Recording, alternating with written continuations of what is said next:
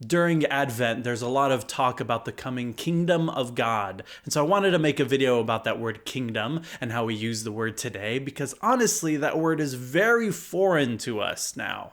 The word kingdom doesn't really resonate with us that much in the modern Western world. It's too gendered and hierarchical. Was Jesus referring to a patriarchal monarch when he talked about the kingdom of God? No. Honestly, when I hear the word king, I think of King Ubu from that old Alfred Jarry play. Par Saint-Jean, Saint-Pierre et Saint-Nicolas!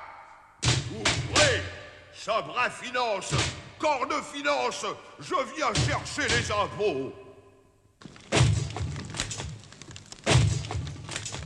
That's a weird reference, but anyway, it's obvious why we would have problems with that prefix king, but even the suffix dom in the word kingdom doesn't really fit either, because it sounds too much like a physical place. Was Jesus talking about a geographical location that you could visit when he talked about the kingdom of God? No. Jesus was not talking about a place where a patriarchal monarch rules over. In the Greek, the word used for kingdom is the word basilia, which is closer to like rule or reign. I like how even on Blue Letter Bible's website, when they define basilia, they say not to be confused with an actual kingdom, but rather the right or authority to rule over a kingdom. A king can have basilia, but only because that king is in charge. It doesn't have to be a king that has basilia. Basilia is a type of rule. The basilia of God refers to what the world would be like if God was in charge. But if God was in charge, it wouldn't just look like another guy on the throne dominating everything, or just a really big, perfect, beautiful guy on the throne dominating everything. If God was in charge, then all these hierarchies that keep us powerless would be removed. Jesus talks about the first becoming last and the last becoming first in the kingdom of God, a complete reversal of the social order. Now, many theologians still like using the word kingdom even though they're aware of some of these problems, because they like being able to contrast it with earthly unjust kingdoms. It makes sense. But often it requires you to constantly make the point that this kingdom is totally unlike other kingdoms. But one could argue, if the kingdom of God is totally different from every other kingdom, then why must we still use the word kingdom? Perhaps should we search for other words that might make it easier to comprehend in our modern context? I just wrote a book called The God Who Riots, Taking Back the Radical Jesus, and it comes out on Broadleaf Books August of next year, so keep a lookout when that pre-order link comes. But in there, I wrote a whole chapter on the kingdom of God, and I talked a little bit about that word kingdom, and I talked about how I feel like the word reign gets at what Jesus was trying to get at a little bit better, because reign clearly describes an alternative use of power. And so throughout the book, I use the phrase the reign of God. And that's what many theologians do. They just say the reign of God. And another popular alternative to the word kingdom, especially in progressive and leftist Christian circles, is to take out the letter G so that it just says kingdom. Kin as in family.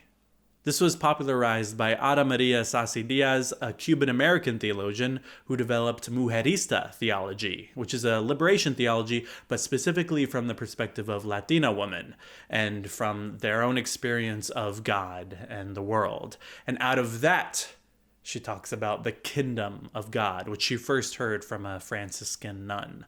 And she used it because for her, the word reign is still too hierarchical and elitist, like the word kingdom. And she said, the word kingdom makes it clear that when the fullness of God becomes a day-to-day reality in the world at large, we will all be sisters and brothers, kin to each other.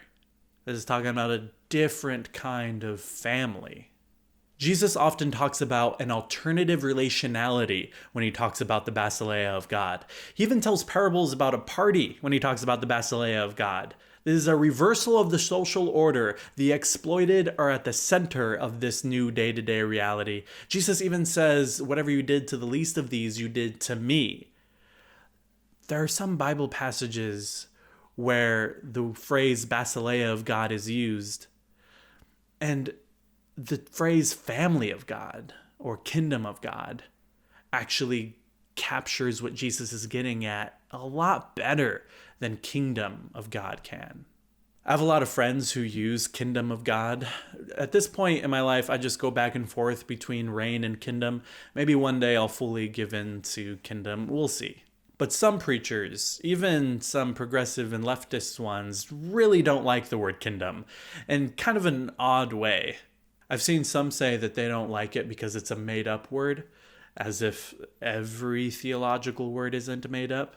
Actually, let me rephrase that, as if every word in existence isn't made up. But I get it. They don't want to have to explain the word every single time that it's said. But here's the thing. I don't think the word kingdom should be used willy-nilly either with no explanation. Whether you use kingdom or kingdom, you should explain yourself either way. Y'all can still use the word kingdom if you have a good reason to, but have a good reason to.